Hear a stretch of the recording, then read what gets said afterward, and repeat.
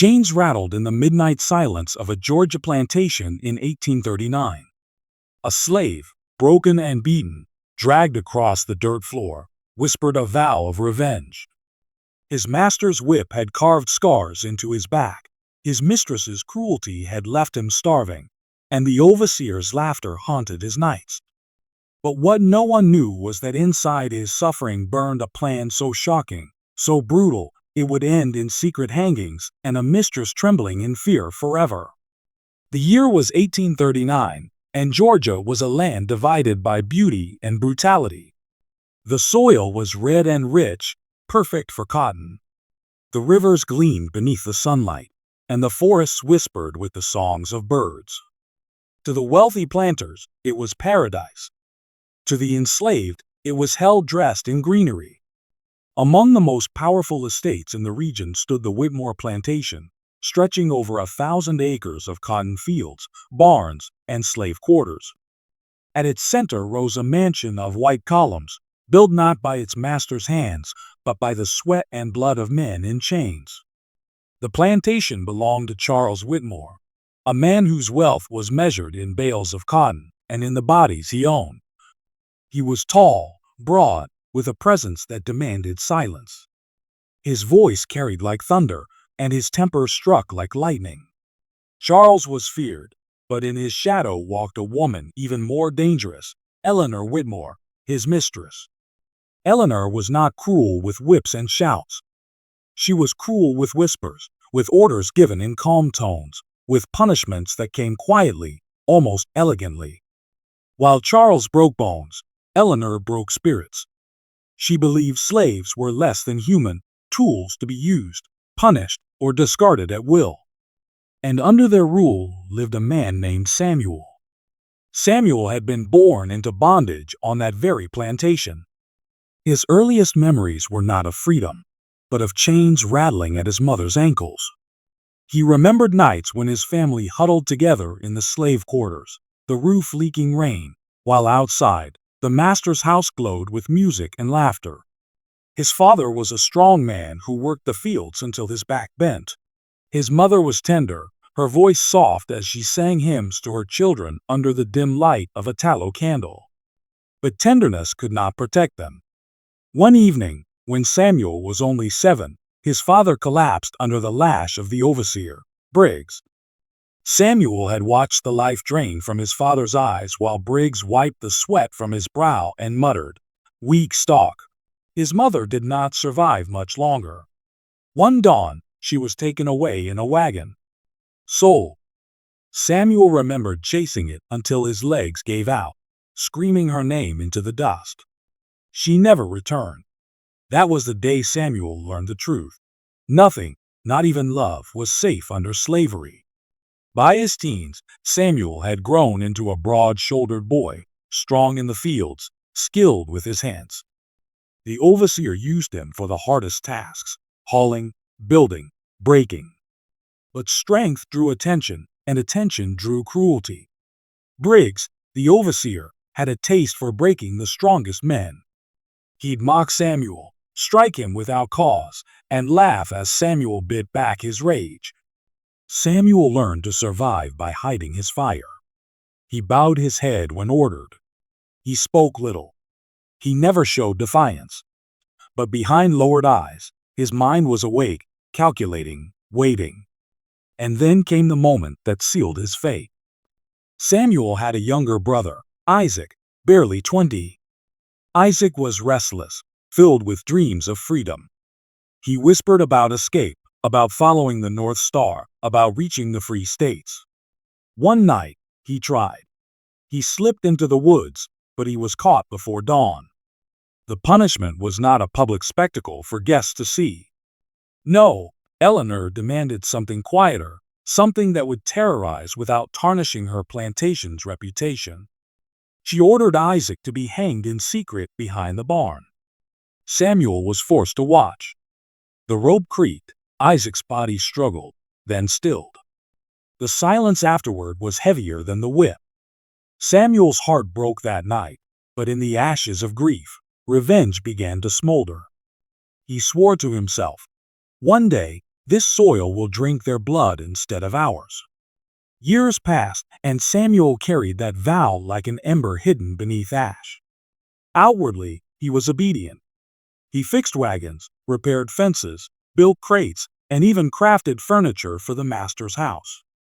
Inwardly, he was remembering every insult, every whip crack, every face of a man or woman broken by chains. The Whitmore Plantation had its rituals. In the fields, slaves bent under the Georgia sun from dawn till dusk, their fingers torn by cotton bolls. At night, they returned to the quarters, where thin soup and scraps of bread awaited them.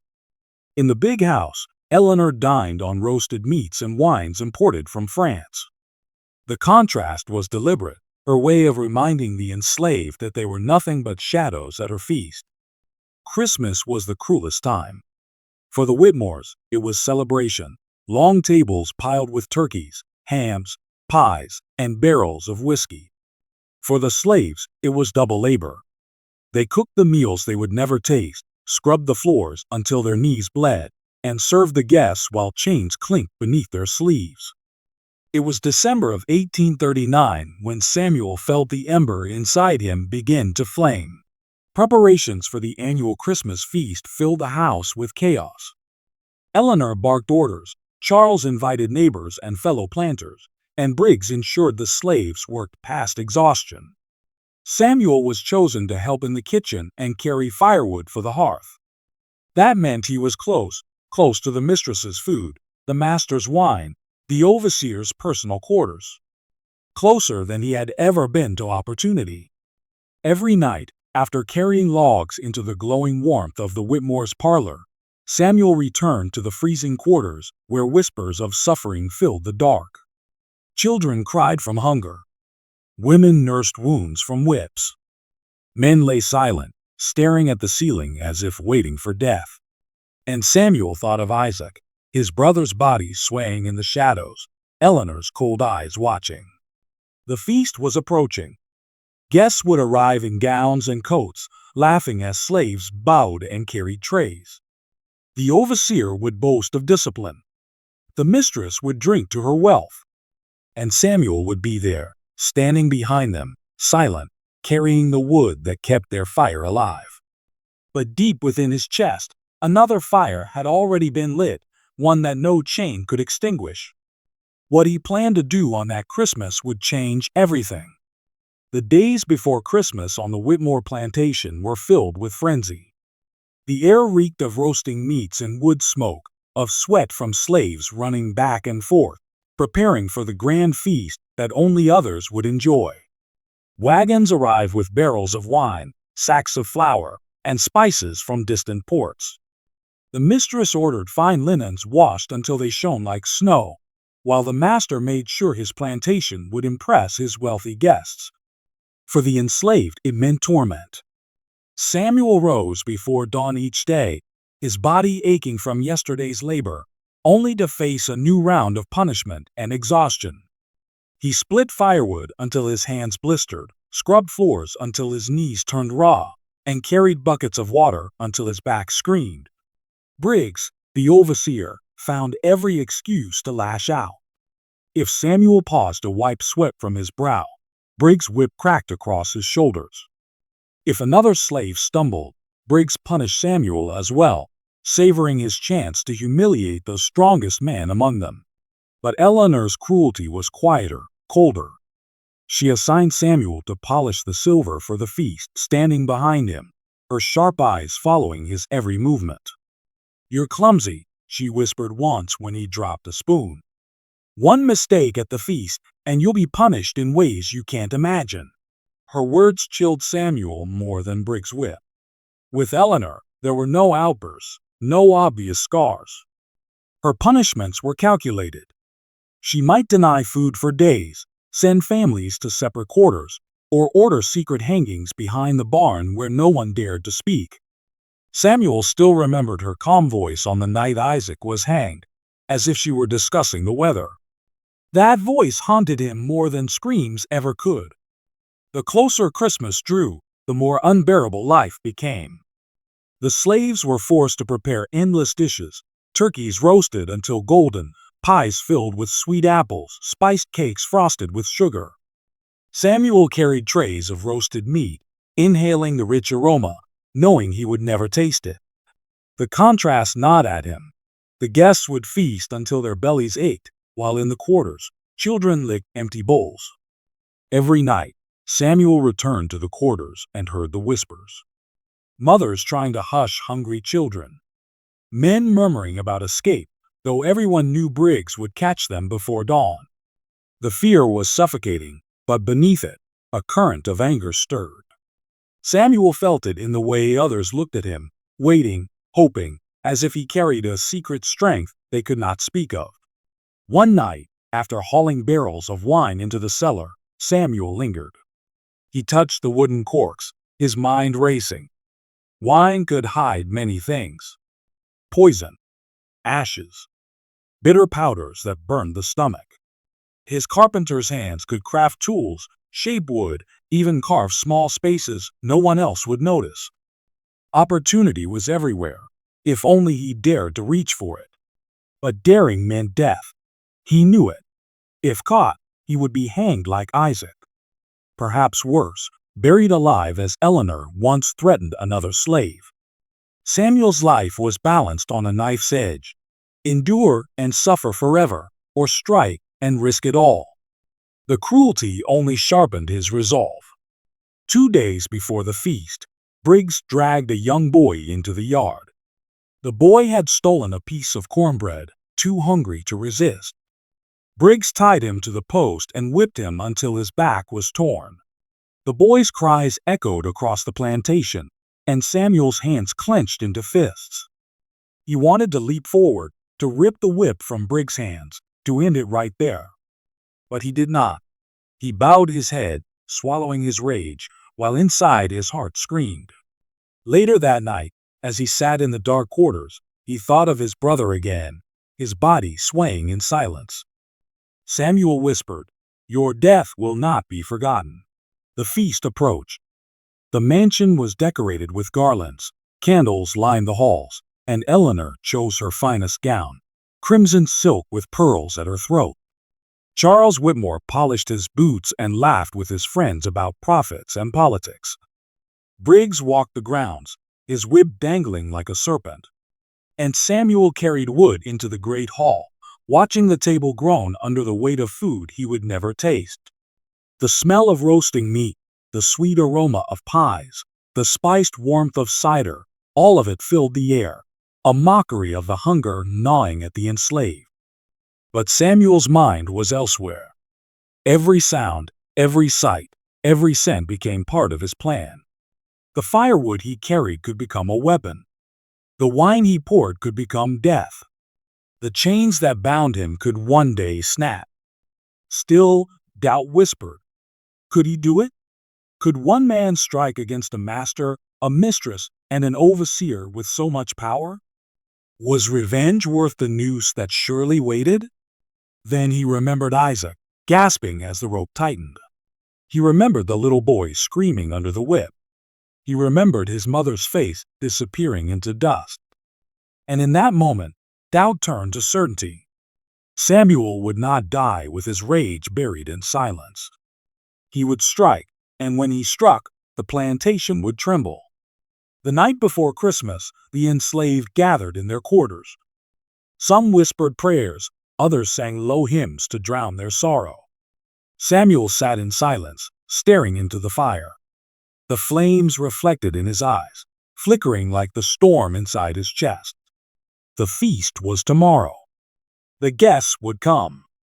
The overseer would boast. The mistress would smile. And Samuel would be there, silent, carrying their wood, serving their wine. But deep inside, he had already decided. Tomorrow night, the chains would break. And the Whitmore Plantation would never be the same again. Christmas morning arrived on the Whitmore Plantation, and with it came a silence heavy with dread. For the slaves, Christmas was not joy, it was labor disguised as celebration. Samuel rose in the darkness before dawn, his breath fogging in the cold air, and walked to the mansion with chains of wood stacked across his back. Inside the big house, the air was warm and thick with smells: cinnamon, roasted meats, pies cooling on the window ledges. Eleanor Whitmore's voice rang through the halls, sharp and commanding. "Polish the silver again. The governor himself may drink from these goblets. And mind the wine, Samuel. If a drop spills, you'll wish you hadn't been born." Samuel bowed his head, but inside, her words only sharpened the fire already burning in him. By noon, guests began to arrive: wealthy planters and their wives, their carriages rolling through the muddy roads, their laughter filling the winter air. They stepped into the mansion dressed in velvet coats, silk gowns, and boots polished to a mirror shine. Children ran through the halls, servants rushed with trays, and the house swelled with music and chatter. To the guests, it was a day of splendor. To Samuel, it was a stage set for vengeance. He carried firewood into the great hall, the flames crackling behind the marble hearth. He poured wine into goblets, his hands steady though his heart pounded. Each time he tilted a bottle, he remembered his brother Isaac, how the rope creaked, how his body swayed in silence. Each drop of red wine looked like blood, and Samuel imagined it spilling from the throats of those who feasted while slaves starved. But Samuel did not move too soon. He watched. He listened. He waited. The overseer Briggs prowled the hall, barking at slaves to stand straighter, to move quicker, to smile though their chains rattled beneath their sleeves. Briggs slapped one boy across the face for moving too slowly with a tray. The guests laughed, their laughter piercing Samuel's ears. Charles Whitmore, the master, stood at the head of the table, raising his glass. "To wealth, to land, to discipline that keeps order in this world." His words brought nods and cheers. Eleanor smiled, her pearls gleaming, her eyes cold as ice. Samuel stood behind them, silent, his hands curled into fists. This was the moment. For weeks he had studied every corner of the mansion. He knew where the wine was kept, how the locks worked, how fire spread through the wooden walls. He knew the mistress's routines, the overseer's habits, and the weaknesses hidden in the master's pride. And he knew tonight was the only chance. After the feast, when bellies were heavy with food and minds were clouded with drink, Samuel slipped into the shadows of the kitchen. The air was thick with heat, the smell of roasted meats overwhelming, but his focus was sharp as a blade. He retrieved a small pouch he had hidden days earlier, bitter powders he had collected from roots and plants, ground in secret with stones. He poured them into a pitcher of wine. The liquid swirled, dark and unsuspecting. The first step was done. When he returned to the hall, no one looked twice. He moved like a ghost, refilling goblets, placing trays, bowing his head. One guest raised his glass, complimenting the taste. Samuel lowered his eyes, but his heart thundered. As the guests laughed and drank, Samuel slipped toward the firewood stacked near the hearth. He had hidden another secret there, a small bundle of cloth soaked in oil. As he laid more logs onto the fire, he slipped the cloth deep into the flames. For now, it smoldered quietly. But in time, the fire would grow wild. Still, the danger was everywhere. Briggs' eyes followed him, suspicion sharp. Eleanor's voice cut through the air, giving orders with her icy calm. Charles boasted loudly, his glass always raised. Samuel's every move felt like walking on a razor's edge. One mistake, and his body would join Isaac's in the dirt. Hours passed. The hall grew louder, laughter mixing with the crackle of fire. Guests feasted until their plates overflowed. Some staggered with drink, others sang. Briggs himself downed goblet after goblet, his cheeks red, his voice slurred. Eleanor remained composed, though her gaze was sharp. And Samuel waited. He waited as the poisoned wine coursed through their veins. He waited as the fire grew hotter, the flames licking higher up the hearth. He waited as sweat beaded on the overseer's brow, as Charles' laughter grew strained, as the guests shifted uncomfortably in their seats. Then it began. A guest coughed violently, clutching his stomach. Another staggered, his face pale, sweat pouring down his temples. The hall erupted in confusion. Eleanor stood, her voice sharp. "What is this?" Charles roared, demanding answers, but his face twisted as pain shot through his body.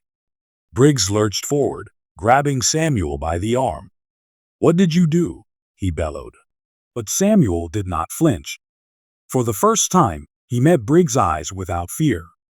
His voice was low, steady, and filled with the weight of years of suffering. "I did what had to be done." At that very moment, the fire roared higher, sparks leaping onto the garlands, flames catching the drapes. Screams filled the hall as smoke billowed upward. The mansion of white columns, so proud, so untouchable, was becoming a coffin of fire. And Samuel stood in the center of it, chains on his wrists, but freedom burning in his eyes.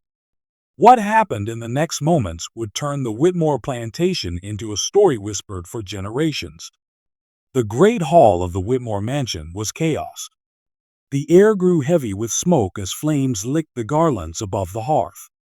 The guests' laughter had twisted into shrieks, goblets spilled onto silk gowns, and the long table of roasted meats and spiced pies became a battlefield of overturned plates and shattering glass. One planter staggered forward, clutching his stomach, vomiting across the polished floor before collapsing. Another gasped for breath, his face pale as chalk, as poisoned wine clawed through his insides.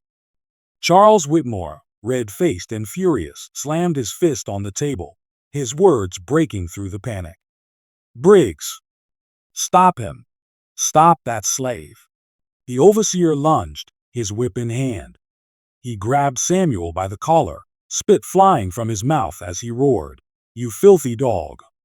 You'll hang for this!" But Samuel had waited years for this moment. With strength born not of muscle but of rage, he wrenched free, grabbing a heavy candlestick from the table. The brass glowed hot from the flame as he swung it with all the force of his broken years. It crashed against Briggs' skull with a sickening crack. The overseer's eyes went wide, then glassy, as he collapsed to the ground, his whip falling limp beside him. For a heartbeat, silence. The slaves serving at the edges of the hall froze, wide-eyed. The guests stared in disbelief. The master's jaw dropped, his words caught in his throat. And Samuel stood there, chest heaving, the candlestick dripping with blood, his eyes burning in the rising smoke. Then, like a storm breaking, chaos returned. Women screamed. Men scrambled for the doors. Chairs toppled, glass shattered, and the fire climbed higher, racing across the walls, devouring garlands, reaching for the rafters. Charles Whitmore drew a pistol from his belt, his hands trembling with rage. "I'll kill you where you stand," he shouted. But Samuel was faster. He hurled the candlestick across the room, striking the pistol from the master's hand. It clattered to the floor, sliding under the table. Charles lunged toward it, but Samuel charged, slamming his shoulder into the master's chest. Both men tumbled across the floor, crashing into spilled wine and shattered plates.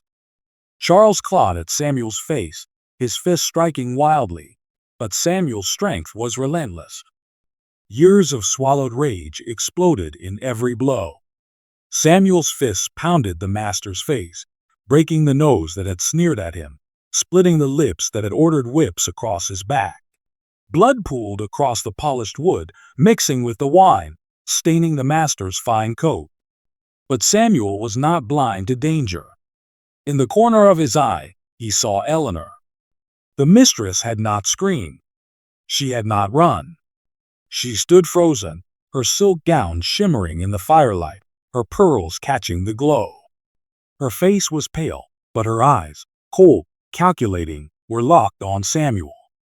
Even in the chaos, she radiated control, as if already plotting her next move. Samuel rose from Charles' broken body, chest heaving, sweat and blood streaking his skin. He turned to Eleanor, his voice low, steady, and filled with fury. You hanged my brother." For the first time, Eleanor's mask cracked. Her lips parted, but no words came. Samuel stepped closer, the flames raging behind him, casting his shadow across her. "You broke families. You buried children in chains. Tonight, Mistress, it's you who will tremble." Eleanor stumbled back, her hand reaching for the wall as the fire crept higher. Her composure faltered, her breath quickened. For the first time, fear lived in her eyes. But before Samuel could move, Charles groaned behind him, reaching for the pistol. Samuel spun, kicking it away, but the delay gave Eleanor a chance.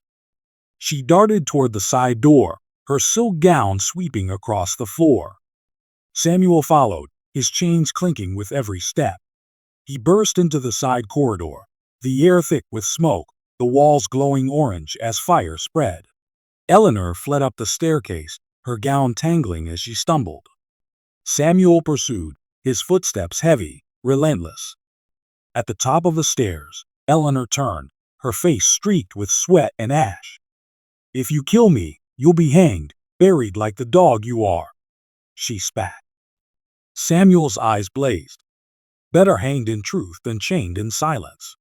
He lunged, grabbing her by the wrist. She screamed, her pearls snapping as she struggled.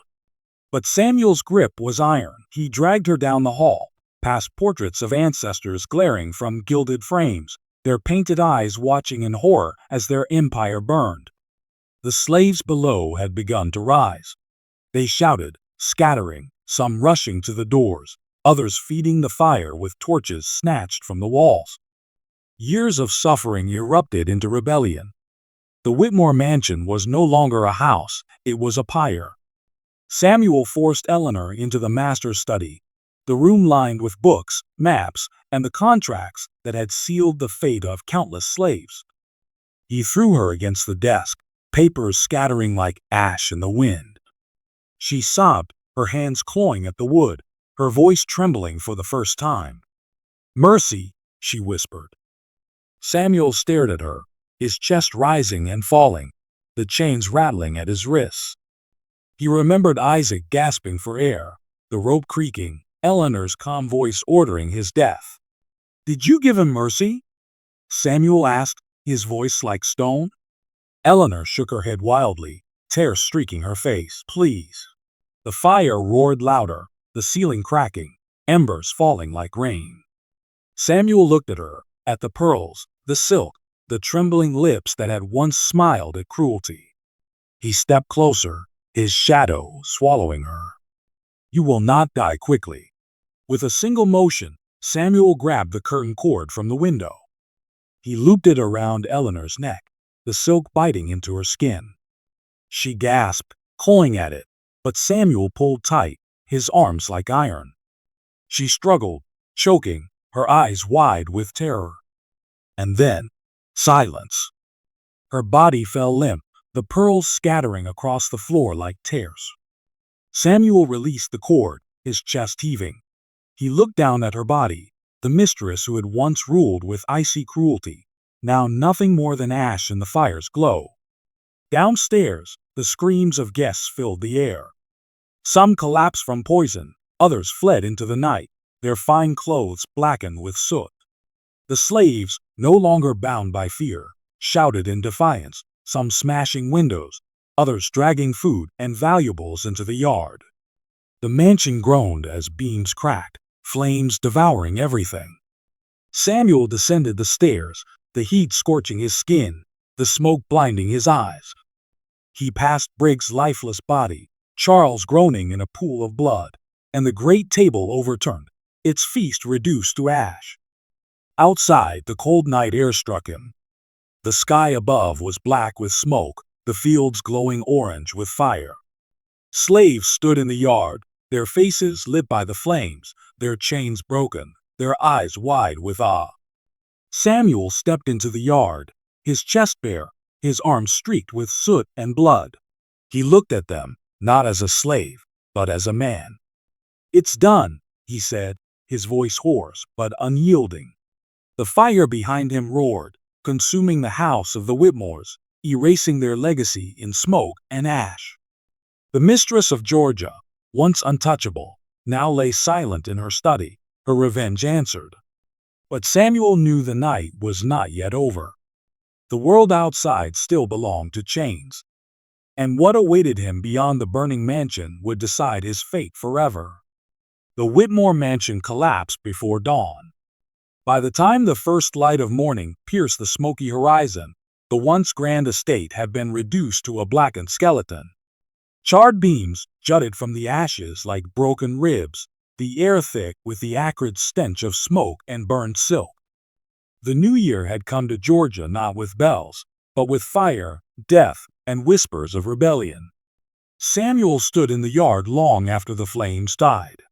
His skin was blistered, his arms streaked with soot and blood, his body trembling with exhaustion.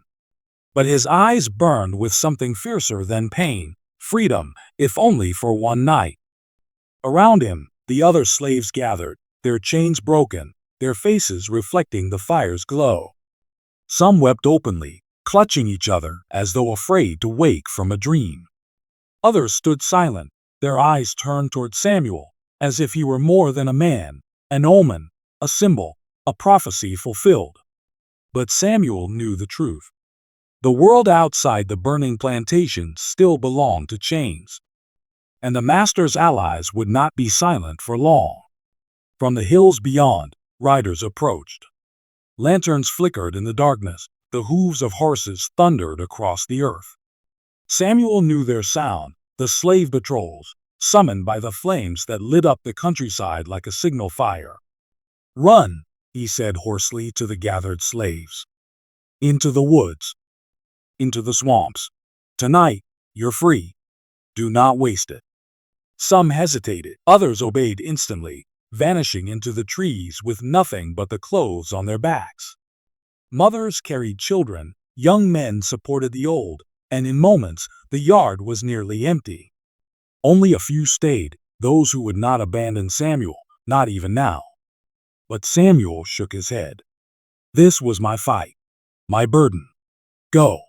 They looked at him, torn between loyalty and fear. But the thunder of approaching hoofs left no choice. With one last look, they melted into the shadows, leaving Samuel alone in the glow of the dying fire. The patrol rode hard into the yard, pistols drawn, muskets gleaming in the pale light. Their leader, a man in a wide-brimmed hat, shouted, "There! By the ruins!" Samuel did not run. He stood tall, his chains still clinking faintly at his wrists, his bare chest rising and falling with the last of his strength. Behind him, the Whitmore mansion crackled and hissed, its final embers sending sparks into the night sky. "Drop to your knees," the leader barked, "or we'll cut you down where you stand." Samuel looked at them, white faces twisted with fear and fury, men who had built their lives on the backs of broken bodies. He thought of Isaac's eyes in those final moments, bulging as the rope pulled tight, and he felt no fear. Instead, he whispered to the wind, "Better hanged in truth than chained in silence." The patrol surged forward, striking him to the ground. They bound his arms, dragging him across the dirt, the same soil he had tilled for years under a burning sun. His body was battered, but his spirit did not bow. By sunrise, word had spread across Georgia. A slave had poisoned his master's feast, slaughtered the overseer, strangled the mistress, and burned the mansion to the ground. Some spoke of it with horror, others with awe. But all who heard it understood one thing: Samuel's rebellion could not be buried in silence. They marched him to town within 2 days. The gallows had been erected in the square, a rough wooden frame that loomed against the winter sky. Crowds gathered, planters in fine coats, merchants with stern faces, wives clutching handkerchiefs, and even slaves forced to stand and witness, their eyes lowered, their chains heavy. Samuel was dragged up the steps, his body bruised, his lips cracked from thirst. But he did not stumble. He stood tall, even with the rope coiled around his neck. The sheriff read the sentence: "For the crimes of murder, arson, and treason, This slave shall be hanged until dead." A hush fell over the crowd. Samuel lifted his head, scanning the sea of faces. He saw no pity there, no mercy, only fear. Fear of what he had done. Fear of what he had awakened. He spoke, his voice carrying over the square. "You call me a murderer. But you," he turned his gaze toward the planters, "you murder every day. You break backs with whips. You bury children in shallow graves. You call it order. You call it law. But tonight, the law burned with the Whitmore house." A murmur rippled through the crowd. The sheriff signaled impatiently to the hangman, but Samuel raised his voice once more. "My brother hanged on a rope like this. He died with your laughter in his ears. But I will not die in silence. Remember this, you cannot chain fire. You cannot silence revenge." The hangman pulled the lever. The rope snapped taut. Samuel's body jerked, then fell still, swinging gently in the cold morning air. The crowd stood silent, some pale with shock, others grim with satisfaction. The slaves who watched dared not weep, but in their hearts something stirred. For though Samuel's body hung, his story could not. Whispers spread from plantation to plantation, carried in the hush of night, in the hymns sung in secret church gatherings, in the stories told by mothers to their children. They spoke of a man who had burned the mistress's house, who had slaughtered the overseer, who had faced death with unbroken eyes. Some said his spirit roamed the field still, rattling his chains in the night. Others claimed that on cold New Year's Eves, when the wind howled through the trees, you could hear his voice whisper, "Better hanged in truth than chained in silence." Eleanor Whitmore's legacy turned to ash. The Whitmore line never recovered from that night. Their name was forever stained. But Samuel's name, though never written in books, though struck from every ledger, lived on in whispers, in fear, in courage. And so, in the year of 1839, in the heart of Georgia, a slave who had once bent beneath the whip stood taller in death than any master in life. The fire burned out. The chains were never lifted from the South. The plantations endured. But Samuel's story, his vengeance, his defiance, spread like sparks in the wind. It was a warning. It was a promise. That even in the darkest night, beneath the weight of chains, the fire of rebellion could never truly be extinguished. And though Samuel's body swung from the gallows, his spirit lived on. In every whispered prayer, in every secret song, in every dream of freedom yet to come. Because Samuel did not die as a slave. He died as a man. And his revenge haunted Georgia forever.